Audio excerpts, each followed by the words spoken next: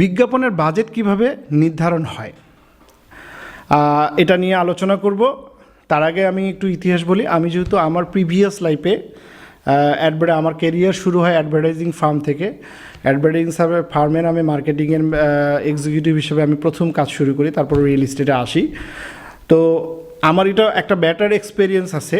Batter বললে ভুল হবো, এটা মানে খারাপ একটা এক্সপিরিয়েন্স আছে যে বড় বড় কোম্পানির জিএম, মার্কেটিংয়ের হেড, ব্র্যান্ড ম্যানেজার, ব্র্যান্ড ডিপার্টমেন্টের হেড, এরাও আমাকে এই ধরনের প্রশ্ন করে। আমি এই ধরনের প্রশ্নের সম্মুখীন হয়েছিলাম যে ভাই একটা বিজ্ঞাপনের বানাতে কত লাগে, অর্থাৎ একটা বিজ্ঞাপনের বাজেট কিভাবে নির্ভর হয়, কিসের উপর নির্ভর করে। আপনি এক জায়গার জিএম, এক জায়গার এজিএম, এক জায়গার হেড অফ মার্কেটিং, এক জায়গার সিও, আপনি বলতে পারেন না যে আপনি একটা বিজ্ঞাপনের বাজেট কীভাবে নিতে। এটা আমাদের সবার জন্য একটা লজ্জাজনক। ওকে, সরি ফর দ্যাট। আমি আসলে স্পেসিফিক কাউকে উদ্দেশ্য করে কথাটা বলিনি। আমার কাজ হচ্ছে আমি যেটুকু জানি সেটুকু আপনাকে জানানোর জন্য। ওকে, প্রথমত আমরা যদি টিভিসির কথা বলি, আমি একটা দিয়ে বোঝাচ্ছি, বাকিগুলো আপনারা বুঝতে পারেন কিভাবে একটা বিজ্ঞাপনের নির্ধারণ হয়। প্রথমত আমরা টেলিভিশন বিজ্ঞাপন দিয়েই আমি বুঝাচ্ছি, তাহলে হয়তো আপনাদের বুঝতে একটু সহজ হবে। প্রথমত আপনি যখন কোনো প্রোডাক্টের বিজ্ঞাপন করবেন তখন একটা স্টোরি বোর্ড তৈরি করতে হয়। স্টোরি বোর্ডটা কি? একটা গল্প। আপনি যে বিজ্ঞাপনটা করবেন সেই বিজ্ঞাপনটা কী ধরনের গল্প দিয়ে আপনি বোঝাবেন? ইমোশনাল গল্প, স্যাডি গল্প, কমেডি গল্প, নাকি হচ্ছে নামের ব্র্যান্ডিং, সেটা প্রথমে নির্ধারণ করবে। সেটা নির্ধারণ হয় আরও একটু প্রিভিয়াসে যেতে হয়। সেটা হচ্ছে যেই প্রোডাক্টটা করবেন সেই প্রোডাক্টটার যদি একটা পে অফ লাইন থাকে। পে অফ লাইনটা আবার কি, সেটা নিয়ে আমি একটু আরও বৃহৎ আলোচনা করব, তারপরে একটু সংক্ষিপ্ত আকারে বলি। পে অফ লাইন বলি। পে অফ লাইন হচ্ছে যেইটার উপর ভিত্তি করে একটা প্রোডাক্ট মার্কেটিং করা হয়, সেটাকে আমরা পে অফ লাইন বলি। যেমন ধরেন, আমি একটা রিয়েল এস্টেটে দেখছি যে, নাম বলছি না, অমুক কোম্পানি, নিচে লেখা আছে ড্রিম টু সার্ভ, মানে স্বপ্ন থেকে সৃষ্টি। সরি, আমি ইংলিশটা ভুল বললাম মনে হয়। তারপরে আমি যেটা আমার মনে আসছে এই মুহূর্তে সেটা আমি বলার চেষ্টা করি। সেটা হচ্ছে, যেমন রবির যে আপনি বিজ্ঞাপন দেখছেন, জ্বলে উঠুন আপন শক্তিতে। জ্বলে উঠুন আপন শক্তি মানে কি? রবি যেটাকে প্রেজেন্ট করছে সেটা হচ্ছে যে রবি বাংলাদেশি প্রোডাক্ট, আপনারা বাংলাদেশি প্রোডাক্ট ইউজ করেন এবং বাংলাদেশি টাকাকে সমৃদ্ধ করেন। এটাকে বলে পে অফ লাইন। আমি পে অফ লাইন নিয়ে আরেকদিন একটা ভিডিও করব। তার আগে আমি এখন বিজ্ঞাপন নিয়ে বলেছি। এই পে অফ লাইন বা যেটার উপর বেস করে মার্কেটিং হতে পারে, মূলত একটা স্টোরি বোর্ড তৈরি হয় সেটার উপর। আমি আবার গুলিয়ে না ফেলে আমি মূল জায়গায় যাই। সেটা হচ্ছে, প্রথমত আপনি আপনার একটা স্টোরি বোর্ড তৈরি করবেন। পে অফ লাইনটা নিয়ে আরেকদিন আলোচনা করব। স্টোরি বোর্ড তৈরি করবেন যে আপনি একটা বিজ্ঞাপন করবেন। ধরেন আপনি বিজ্ঞাপনটা করবেন কীরকম হতে পারে, যে আমরা কি বলি, একটা চানাচুর বিজ্ঞাপন বলি। ধরেন আফতাব গ্রুপ তার চানাচুরের বিজ্ঞাপন করবে। হ্যাঁ, এখন আফতাব গ্রুপ কী বোঝাতে চায়, এই গল্পতে কী বলতে চায়? আফতাব গ্রুপের যে মেইন থিম সেটা হচ্ছে ঐতিহ্যর চেনা স্বাদ। এখন ঐতিহ্যের চেনা স্বাদের জন্য তারা একটা গল্প নির্ভর করছে যে একটা ফ্যামিলি দেখায়, দাদু দাদা সবাই থাকবে। কারণ আপনি ঐতিহ্যের যে ব্যাপারটা সেটা আপনি কীভাবে, আপনার সাংসারিক বা পারিবারিক যে ব্যাপারটা, এটা আপনি কীভাবে বোঝাবেন? এই জন্য স্টোরি বোর্ডটা তৈরি হয়েছে এইভাবে যে একজন দাদু আসে চানাচুর খুলবে, এরপর বাড়ির সবাই এসে খাওয়া শুরু করবে। এখন তাহলে এই যে একটা পরিবারে কতজন থাকে, দাদা দাদির পরে বাবা মা থাকে, ভাই বোন থাকে, এই সব মিলিয়ে একটা পরিবার হয়। এই ক্ষেত্রে আপনি যখন স্টোরি বোর্ডটা তৈরি করতেছেন, এরপরে আসতেছে যে এখানে কতজন কাস্টিং আছে। এখানে হয়তো কাস্টিং আছে 6 জন, বাবা মা 2 জন, দাদা দাদি 2 জন, 4 জন, একজন ছেলে একজন মেয়ে, তার মানে টোটাল 6 জন ক্যারেক্টার গেল। তাহলে আপনি প্রথমেই নির্ধারণ করলেন যে আপনার বিজ্ঞাপনে কয়জন মডেল কাজ করছে। সেকেন্ডলি আপনি নির্ধারণ করলেন সেই মডেলগুলোর পেমেন্ট কত হবে, কার পেমেন্ট কত হবে। স্টোরি বোর্ডের জন্য আপনি কত টাকা দিবেন, একটা এজেন্সি বা একজন ক্রিয়েটিভকে দিলেন যে আমার এই ধরনের একটা গল্প দরকার, এই গল্পের বাজেটটা আমি আপনাকে এই গল্পের জন্য ধরেন আপনি 2 লাখ টাকা দেবেন। ঠিক আছে, এরপরে আসলো 6 জন মডেল। 6 জন মডেলের জন্য আপনি কত টাকা খরচ করবেন, সেটা স্টার লেভেলে নেবেন নাকি সাধারণ কাউকে দিয়ে করবেন। সাধারণ কাউকে দিয়ে করলে হয়তো আপনি 1 লাখ টাকার মধ্যে 6 জন ক্যারেক্টার নিতে পারেন। আপনি যদি আবার বাংলাদেশের আমরা যদি বলি স্টারদের নেই, সেটা হচ্ছে নবেল ভাই কিংবা হচ্ছে মৌসুমি আপা, যে কাউকে দিয়ে যদি আমরা বিজ্ঞাপন করি তাহলে হয়তো একজনই 10 লাখ টাকা নেবে। এই ক্ষেত্রে আপনি 50 লাখ 1 কোটি যা ইউজ করতে, মানে এই 6 জনকে যদি আপনি খুব প্রমিনেন্ট নিতে চান তাহলে আপনার বাজেটটা বেড়ে যায়। তো মোটামুটি আমরা ধরছি, আমরা প্রমিনেন্ট না, আমরা যে সাধারণ ঘরের দেখাবো, তাহলে আপনি ধরছেন যে মডেলের জন্য আপনি 5 লাখ টাকা খরচ করবেন গেল। এরপরে আসে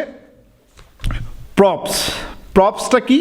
সেটা হচ্ছে আপনার যে বিজ্ঞাপনটা করবেন সেটার জন্য কি কি প্রপস ইউজ করবেন।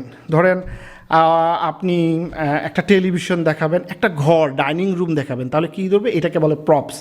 এই প্রপসটা কি আর্টিফিশিয়াল হবে না নন আর্টিফিশিয়াল হবে? আর্টিফিশিয়াল বলতে আপনি কিছু জিনিস আছে যে একটা সেট তৈরি করে ডিজাইন তৈরি করে যায়, আবার কিছু জিনিস আছে যে না আমি একটা সেট ভাড়া নিলাম, একটা রুম ভাড়া নিছি, ওই রুমের মধ্যে এই জিনিস থাকবে, এটাকে বলে প্রপসের একটা বাজেট থাকে।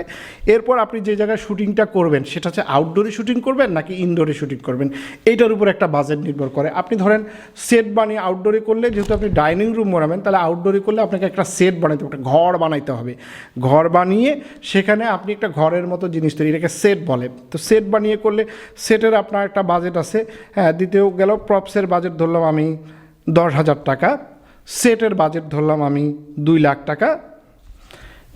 এরপরে আসলো যে আপনি এখানে ক্যামেরাম্যান হিসেবে কাকে নেবেন। ক্যামেরাম্যান হিসেবে প্রথমেই আমি একটা জিনিস, ক্রিয়েটিভ ডিরেক্টরের পরে সেটা হচ্ছে ডিরেক্টর, যে পুরো আপনার যে বিজ্ঞাপনটা পুরোটাই বানাবে সেই ডিরেক্টরকে কিন্তু প্রথমে নিয়োগ দেওয়া হয় আপনার সবার প্রথমে, কারণ ডিরেক্টরটাই নিয়োগ দেয় ক্রিয়েটিভকে।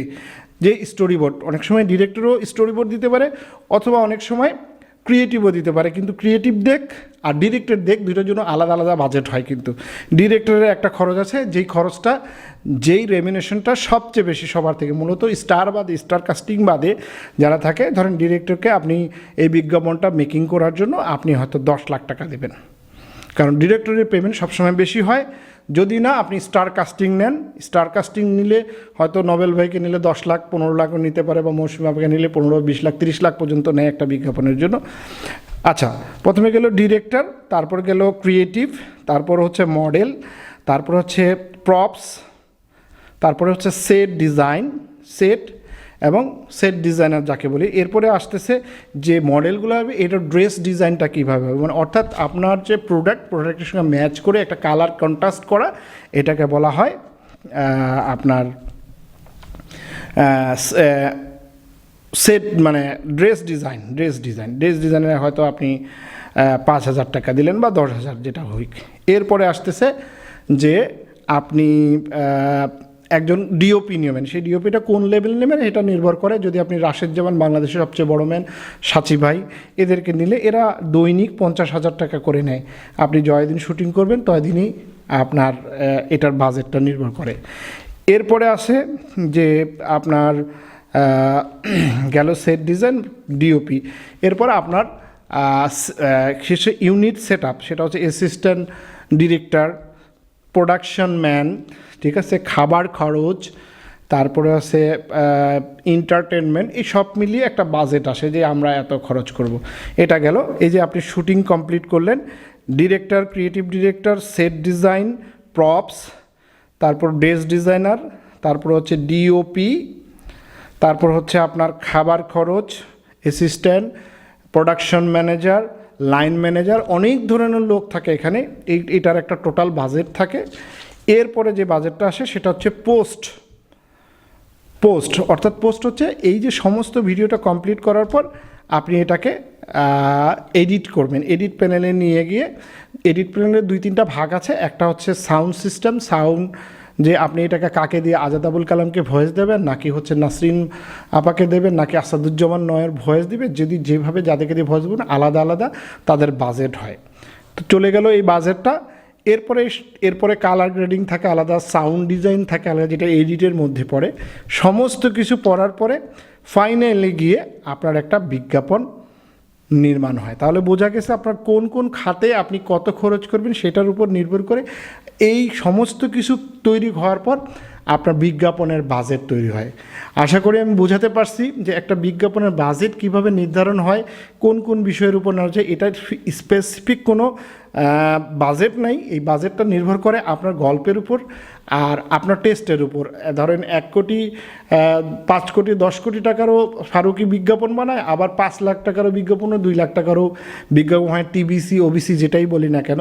সো এটা নির্ভর করে যে আপনি কিভাবে বানাতে চান, কিন্তু কি কি বিষয়ের উপর এই বিজ্ঞাপন কস্টিং আসে নির্ধারণ করে সেটার কিন্তু আমি একটা প্রাথমিক ধারণা দিয়েছি।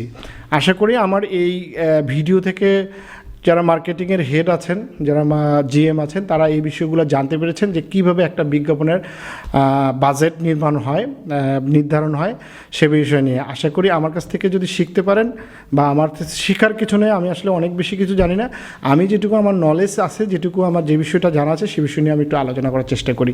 থ্যাংক ইউ, ভালো থাকবেন, আসসালামু আলাইকুম।